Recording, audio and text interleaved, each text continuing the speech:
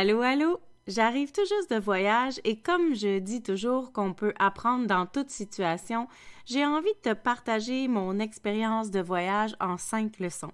Alors, si ça te tente de savoir quelques petites péripéties qui se sont passées dans les 5 dernières semaines, reste avec moi, je te jase de tout ça après l'intro. Parce qu'on a tous des vies occupées, des agendas surchargés et que malgré tout, on aimerait apprendre à se déposer. L'architecte de l'âme, c'est ta pause zen. Un endroit pour t'aérer le cerveau, arrêter de réfléchir et juste te laisser inspirer. Un endroit pour toi, pour apprendre à sortir du mode cruise control qu'on a adopté et recommencer à cultiver la joie. Ensemble, on va se les remettre les deux mains sur le volant. Bienvenue dans l'architecte de l'âme. Bienvenue chez toi. Hello, hello, hello! Si tu me suis sur les réseaux sociaux, tu sais que je suis une passionnée de voyage et que j'en profite toujours quelque part en décembre, janvier, février pour m'évader de l'hiver. Cette année, je suis partie 5 semaines, un voyage pour découvrir l'Égypte. Et j'ai eu envie, à mon retour, de te faire un peu un résumé de mon expérience de voyage en 5 leçons. Parce que je prône qu'on apprend toujours quelque chose. On n'a pas besoin d'être à l'extérieur ou dans un cadre d'apprentissage officiel pour avoir des leçons de la vie. Et le voyage, c'est vraiment un incubateur spécial parce qu'on est déplacé de nos repères et ça nous fait vivre encore plus de changements, plus d'émotions, peut-être même un peu plus d'observation de soi-même. Et je trouve que c'est dans les voyages qu'on apprend vraiment qui l'on est, c'est quoi notre tempérament et si vraiment on agit et on vit en fonction de nos valeurs. Alors, bonne nouvelle, moi j'ai vu que j'avais un bon tempérament cette année, j'ai été capable de m'adapter au chaos, m'adapter au changement. Le voyage en Égypte, c'est pas un voyage qui est facile parce que c'est un pays qui est pauvre, alors les gens sont beaucoup après toi pour solliciter des sous, des ventes et viennent dans ta bulle. C'est aussi un pays qui est très sale et très chaotique. Beaucoup de bruit, beaucoup de klaxons, beaucoup de pollution. Tout se fait rare, bol de toilette, papier de toilette, nourriture comme on la connaît ici. Habitudes de vie comme on les connaît ici. Même la religion, elle est différente. Alors, on est vraiment hors de nos repères, hors zone de confort. Et je trouvais que c'était un excellent prétexte pour te parler de certaines réalisations ou certaines découvertes que j'ai faites sur la vie, sur moi et sur l'adaptation au changement et l'adaptation aussi à être en équipe avec les gens avec qui tu voyages. En l'occurrence, moi, j'ai voyagé avec mon conjoint. C'est pas nouveau pour moi, les pays un petit peu plus pauvres. L'année passée, j'ai fait un beau 7 semaines parcourir l'Afrique, surtout de la Tanzanie à l'Afrique du Sud. J'ai été aussi à l'île Maurice et ce sont des endroits qui sont tout aussi chaotiques. Donc, j'étais quand même préparée pour l'Égypte.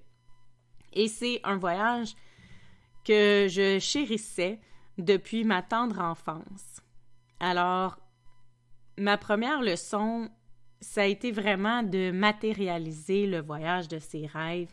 C'est possible, mais ça se peut que ça prenne du temps. Alors, matérialiser et de voir les pyramides, pour moi, c'était un grand rêve. Je rêvais à ça depuis que j'étais tout petite, là, 7-8 ans. J'avais un jeu où on devait associer les merveilles du monde avec les pays. Et il y avait l'Égypte et les pyramides. Et ça m'intéressait beaucoup. Et il y avait aussi ma marraine qui est égyptienne. Donc, ça venait réveiller encore plus ce rêve d'aller découvrir ses racines à elle, qui devenaient, par le fait qu'elle soit ma marraine, un peu des miennes. Et c'est quelque chose qui est intéressant aussi, l'Égypte, pas juste pour le pays, mais pour toute la culture de l'Égypte antique par rapport aux pharaons, les temples, les hiéroglyphes.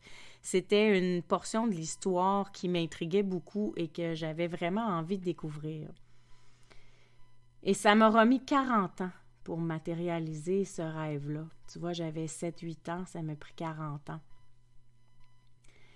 The Great Pyramid of Egypt, là, c'était partout sur tous mes tableaux de visualisation. J'ai même booké le voyage 3 fois. Avec des voyages organisés, avec des amis, par moi-même. Et à chaque fois, ça tombait à l'eau pour plusieurs raisons. Ça pouvait tomber à l'eau parce que j'avais pas finalement assez de sous, parce que le voyage devait être annulé, parce que je pouvais pas y aller. En tout cas, peu importe les raisons qu'il y avait à cette époque-là, quand ça tombait, j'étais certaine que c'était la bonne raison, une bonne justification. Pourquoi ça n'a pas fonctionné? Certes, il y a eu plusieurs peurs parce que j'avais peur de ne pas avoir les sous, parce que j'avais peur de ne pas être capable de me débrouiller dans ce type de pays-là. Peu importe, tout ce que je sais, c'est que ça n'a jamais quitté mon tableau de visualisation, ça n'a jamais quitté mes rêves. Je l'ai essayé de toutes sortes de façons.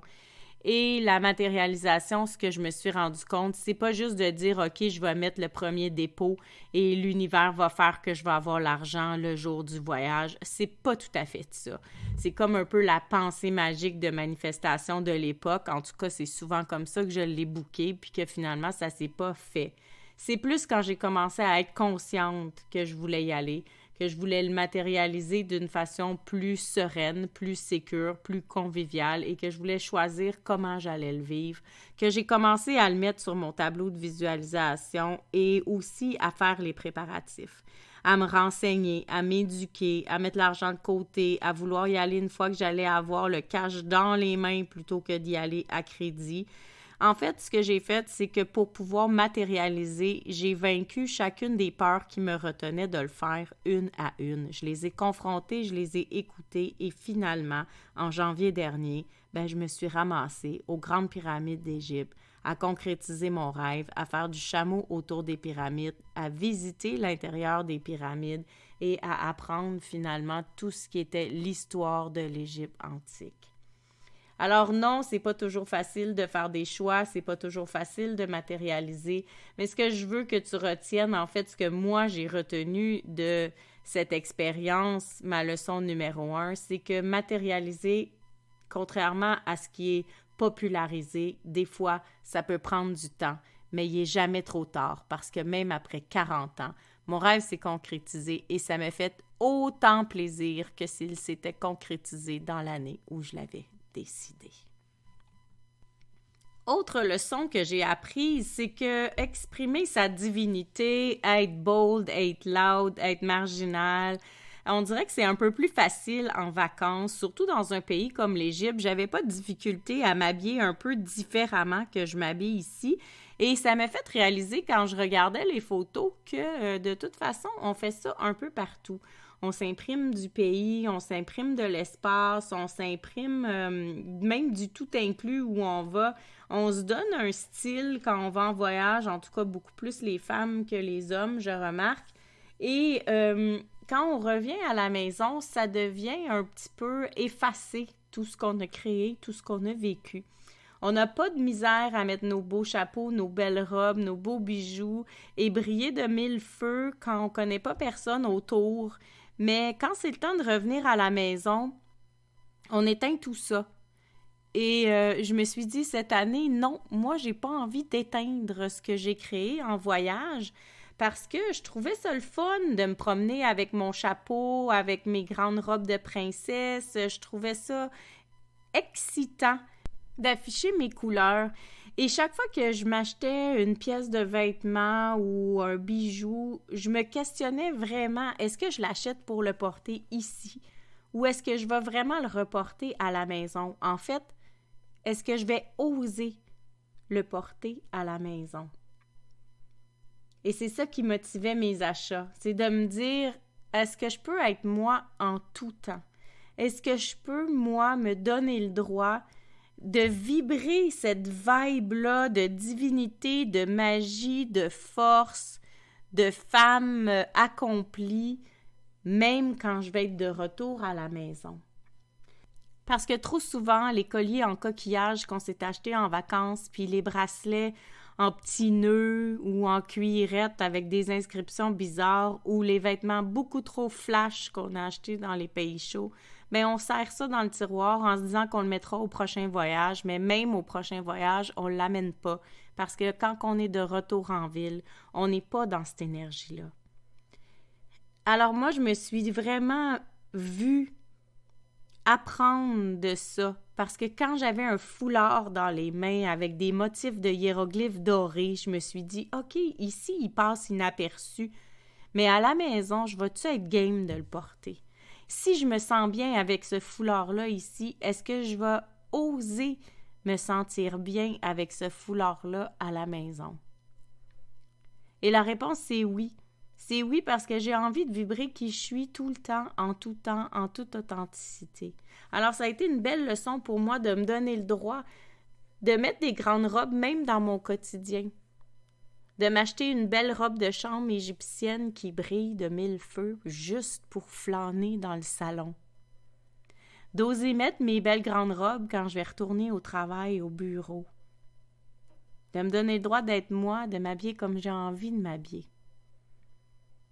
Des fois, mon chum, il regardait les vêtements que je regardais puis il disait « Ouais, tu vas-tu vraiment porter ça au travail? C'est le genre de truc qu'on porte ici, mais est-ce que ça sera pas trop coloré pour le bureau? » Mais ça sera pas trop coloré pour moi parce que c'est moi. Et au contraire, je trouve que si j'ose le reporter, c'est comme si je me replonge dans cette énergie et je garde ma belle vibe de vacances, de divinité.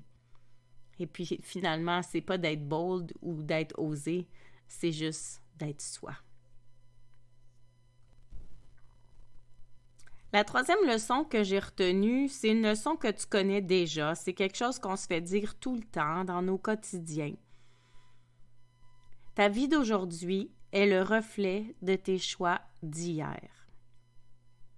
C'est simple comme phrase, puis on l'entend souvent, puis je suis certaine que c'est pas la première fois que tu entends cette phrase-là. Mais ta vie d'aujourd'hui, c'est vraiment le reflet de tes choix du passé. De tous les chemins que tu as empruntés, de ta façon que tu as eue pour t'y adapter, de ta facilité à naviguer dans le brouillard et de ta foi à toujours garder l'espoir que la lumière va finir par jaillir. Peu importe qu'est-ce que tu traverses, peu importe qu'est-ce que tu convoites,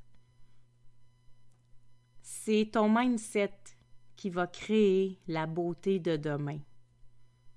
Parce que des hauts et des bas, il y en aura toujours. Il va toujours falloir s'adapter à quelque chose parce que tout est en changement constamment. Alors, c'est les concessions que tu sais faire au quotidien qui vont t'aider à être bien dans ton futur, dans ton demain. Puis des concessions, c'est pas toujours facile à faire. Tu sais, nous, en voyage, on avait un budget, on voulait voyager à petit budget, en sac à dos, dans des auberges de jeunesse pour sauver sur les coûts, pour pouvoir se payer plus d'activités et de visites. Mais à un moment donné, quand tu voyages à petit budget, il y a des auberges qui sont pas bien situées ou des B&B qui sont un peu à l'extérieur de la ville ou même un peu louches. Alors, il y a un soir, j'ai décidé que finalement, où on était, ça m'intéressait pas d'être là. Je voulais me rapprocher du centre pour pouvoir faire plus d'activités. C'est sûr que plus on se rapprochait de la ville, plus les hôtels étaient chers et moins d'auberges il y avait. Alors, il a fallu vraiment faire des concessions parce qu'on a dépassé notre budget pour la location de 3 nuits. Et ça n'a pas fait plaisir à mon conjoint. Mais à un moment donné, il faut savoir s'adapter aux changements aussi. Alors, on a vu notre capacité à naviguer, à faire des choix, à s'adapter, puis à faire des concessions intelligentes. Sur le coup, ça semblait pas intelligent de prendre une chambre un peu plus chère que notre budget, mais en même temps, on savait que l'Égypte, ça coûte pas si cher, puis qu'on allait être capable de se reprendre sur d'autres trucs. Et on allait être capable de respecter le budget qu'on s'était fixé. Puis en même temps, quand tu es en vacances, c'est important aussi un petit peu de se gâter. Alors, faire les concessions aujourd'hui pour un meilleur demain, ça a été pour nous quand même quelque chose de grand à vivre parce que sur le coup, mon conjoint n'était pas d'accord du tout de payer plus cher pour l'hôtel que j'avais décidé d'abandonner vers l'hôtel que j'avais décidé de choisir. Mais ça nous a donné un confort pour 3 jours, ça nous a donné une douche chaude, ça nous a donné une piscine pour se reposer, se baigner. Finalement, ça nous a donné 3 jours de repos, alors qu'on avait sans cesse bougé à tous les 2 jours depuis le début de notre voyage. Donc, un choix qui avait été difficile à faire monétairement sur le coup s'est avéré un bon choix pour les 3 jours qui ont suivi parce que ça nous a permis de se déposer. Et en se déposant, on a pu refaire le budget et refaire le voyage et finalement découvrir des gens qui nous ont amenés faire toutes les activités qu'on voulait faire à moindre coût parce qu'on n'a pas eu besoin de passer par les agences touristiques. Alors, c'est important de savoir s'adapter pour pouvoir tranquillement aussi interagir avec les autres, faire confiance aux autres et échanger avec les gens sur notre chemin. Ce qui m'amène à la 4e leçon, se définir. Quand tu veux échanger avec des gens et que tu restes chez l'habitant, veux pas, il y a toujours une question qui va venir. Qu'est-ce que tu fais dans la vie? T'es qui? Et comment tu te définis? C'est vraiment pas évident de se définir. C'est vraiment pas évident de se mettre une étiquette. Qui es-tu? Quand tu te fais demander ça, cette question-là, à quoi tu penses, toi, spontanément? Comment tu te définis? Par quoi tu te définis? Moi, j'ai eu une grande réflexion à faire parce que, tu sais, je fais plusieurs choses. Je suis coach, j'ai aussi une job de jour, comme tout le monde, dans un bureau. J'ai aussi les cours de yoga, j'ai les accompagnements, j'ai les cours en ligne, j'ai les expertises dans d'autres programmes, j'ai le podcast. En plus, j'ai plusieurs passions, le voyage, le sport. Je suis une conjointe, je suis une mère, je suis une tante, bref, j'ai plusieurs chapeaux. Alors, je me suis rendu compte que pour moi, me définir, c'était pas nécessairement facile. Ce qui me définit le mieux, l'étiquette que j'aime le plus, c'est bien sûr l'architecte de l'âme, mais tu sais, tu peux pas dire à quelqu'un quand tu te présentes « Ah, moi, je suis architecte de l'âme. » Point. Ça s'explique. Et je me rendais compte que des fois, j'avais pas envie d'embarquer dans l'explication de c'est quoi une architecte de l'âme. Alors, mon chum riait beaucoup de moi parce que dépendamment à qui on se présentait, des fois, je disais que j'étais prof de yoga. Des fois, je disais que j'étais animatrice d'ateliers en ligne. Et même une fois, j'ai dit que j'étais agent d'immeuble. Mais la réflexion derrière tout ça, c'est que c'était pas facile pour moi de me définir. Que j'avais envie de dire que moi, pour moi, ce qui est important dans la vie, c'est d'être joyeux à tous les jours, mais que les gens sont pas satisfaits de cette réponse-là. Alors, je me suis dit que ce serait un beau défi pour moi cette année d'apprendre à me définir mieux. Parce que quand on me demande dans un contexte professionnel qu'est-ce que je fais et que je dis que je suis architecte de l'âme, ça passe bien. Mais à l'étranger, c'est pas tout le monde qui a du coaching en ligne autant qu'on en a ici, qui est intéressé par la croissance personnelle, l'éveil spirituel. Alors, il y a une belle réflexion pour moi à aller chercher dans cette leçon de se définir, de se mettre des étiquettes. Et je me suis rendu compte que je porte quelques étiquettes qui ne m'appartiennent plus. Et ça va être un beau travail à faire pour moi cette année.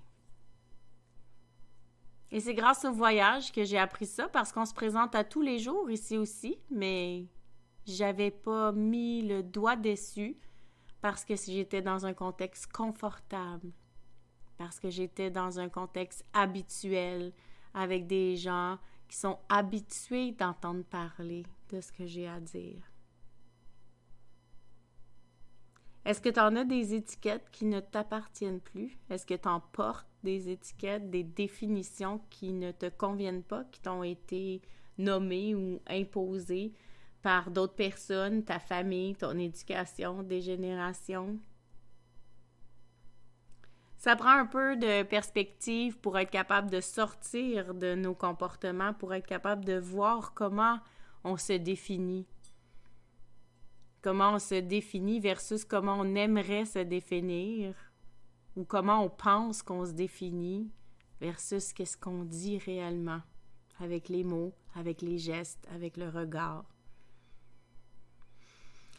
Ah, la perspective, ça, c'est mon mot fort depuis plusieurs années et ça a été une autre belle leçon. C'est la leçon numéro 5, la fois où je me suis trompée de maison. Je suis partie me promener dans les quartiers d'Alexandrie au nord de l'Égypte pour découvrir le quartier où ma marraine demeurait quand elle était toute petite. J'avais envie de découvrir sa ville, son secteur, j'avais son adresse et je voulais retrouver sa maison pour l'appeler, puis lui faire un vidéo live pour qu'on puisse lui montrer sa maison. Ça fait plus de 50 ans qu'elle a quitté le pays, alors je trouvais que ça pouvait être le fun de lui envoyer des photos de son école, de sa rue, de son quartier, de sa maison. Pour l'école, ça a super bien été, je l'ai trouvé tout de suite, mais pour sa maison, je me suis trompée de quartier. Alors, la première fois que je l'ai appelée, j'étais devant la mauvaise maison. Et j'étais un peu triste de ne pas avoir eu la bonne maison, mais en même temps, je me suis dit, wow, quel moment on a vécu de se promener dans un secteur non touristique, des endroits où on serait jamais allé si c'était pas d'essayer de chercher cette adresse-là de ma marraine. Pour moi, c'était vraiment un beau moment, une chasse au trésor dans la ville, une aventure, quelque chose d'extraordinaire qu'on n'aurait pas pu vivre autrement. Pour mon conjoint, c'était pas tout à fait ça. Tristesse, déception. C'était vraiment une chasse au trésor ratée. On n'a pas réussi notre mission. On avait vécu un échec. Et pour ma marraine, elle, c'était quand même la fierté qu'on ait tenté de retrouver sa maison. Elle était touchée du geste, même si on n'avait pas réussi. Et elle trouvait que c'était une très belle attention qu'on lui avait prêtée. Et c'est là où j'ai compris que c'est très important de connecter aux autres. Parce que la même histoire a été vécue de 3 façons différentes, par 3 personnes différentes, qui l'ont perçue différemment. Et pour chacun, l'histoire, elle est vraie. Et pour chacun, une version qui est totalement la vérité. Et chacun a raison de croire à sa vérité. Et j'ai réalisé que c'est juste quand on peut comprendre l'autre, avoir de la compassion, ressentir de l'empathie, mais surtout respecter la version de chacun, qu'on peut avoir des bonnes relations. En fait, c'est la base de toute relation authentique, véridique, complice.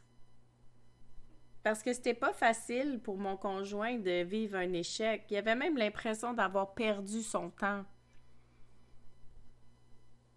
Mais en comprenant qu'il voulait pas dire qu'il perdait son temps, qu'il était juste déçu de pas avoir réussi sa mission, de pas avoir réussi à faire une vidéo en disant « Regarde, on a ta maison et que ça a fait l'effet « Wow, c'est la bonne maison », j'ai été capable de l'accueillir, de le recevoir et de quand même garder ma joie, moi, pour ma belle aventure, ma belle chasse au trésor que j'avais vécue, les beaux quartiers que j'avais découverts.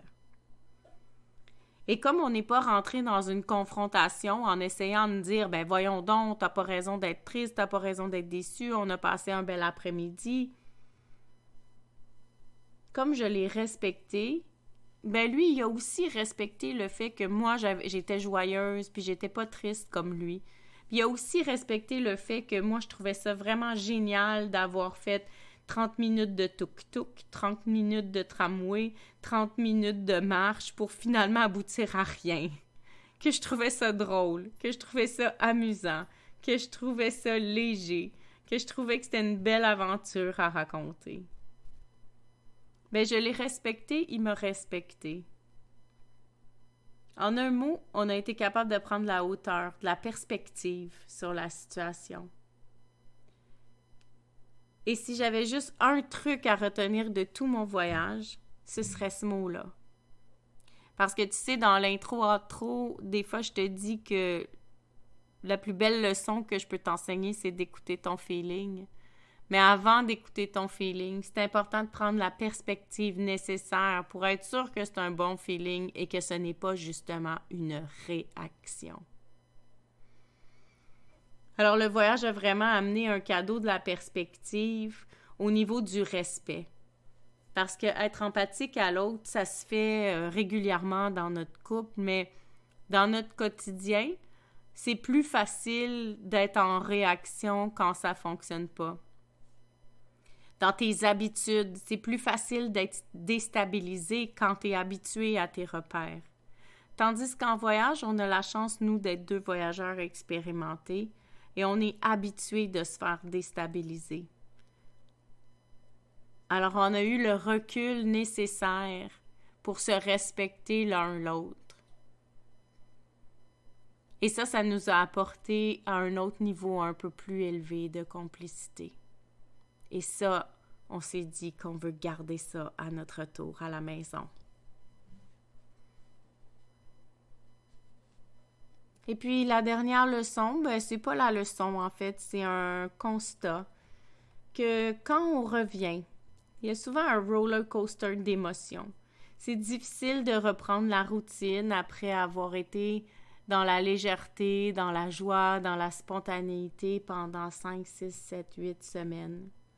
Dans mon cas, c'est un peu plus difficile l'adaptation parce que j'ai laissé mon conjoint dans son voyage et moi, je reviens à la maison, toute seule, pour reprendre la routine alors que lui continue son périple dans les Émirats arabes. Et ce qui est important de noter au retour, c'est que c'est normal d'avoir ces mélanges d'émotions-là, d'être un peu dans le souvenir, dans le bonheur, dans la joie, de vouloir rester un pied dans la vacance, tout en mettant un pied tranquillement dans la routine, dans le quotidien, dans le retour au boulot. C'est normal d'être mêlé. C'est normal d'avoir envie d'y retourner, de mettre des sous de côté, de déjà commencer au prochain voyage.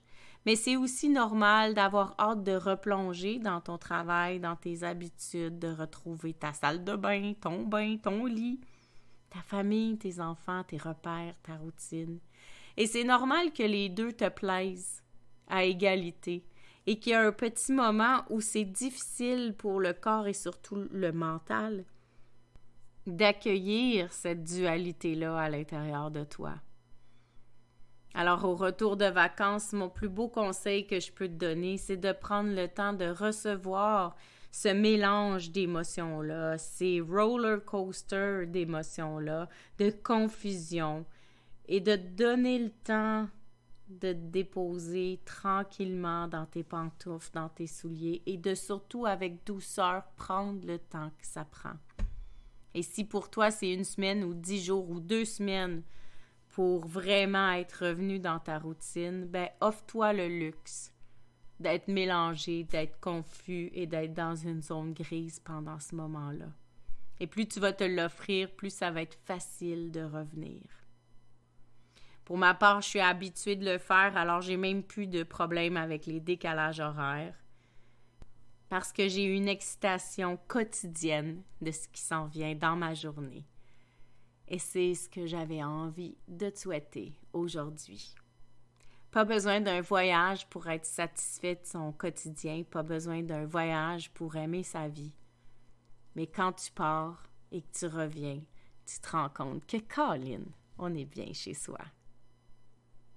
Là-dessus, je te dis, passe une excellente semaine. À tout bientôt. Gratitude fois 1000 d'avoir été ici. Ça me fait tellement plaisir de jaser avec toi. j'ai déjà hâte au prochain épisode. Entre-temps, si tu as envie d'encourager l'architecte de l'âme, va sur ta plateforme d'écoute préférée, laisse-moi un commentaire ou des étoiles. Puis surtout, abonne-toi pour ne rien manquer. Si tu as envie, tu peux aussi partager l'épisode pour m'aider à me faire connaître. Place-le dans ta story en me disant ce qui t'a le plus touché aujourd'hui. N'oublie pas de me taguer melcy.soul.architect pour que je puisse aller liker et te répondre. Parce qu'à chaque écoute, tu reprends tranquillement ton volant vers la grande liberté. Cette liberté d'être, cette liberté de conscience, cette liberté de joie. Alors, si tu as juste une pépite à retenir aujourd'hui, c'est mon secret du bonheur, mon outil de gestion pour tous les soucis, ma phrase préférée. Écoute ton feeling. À tout bientôt. Love, Mel.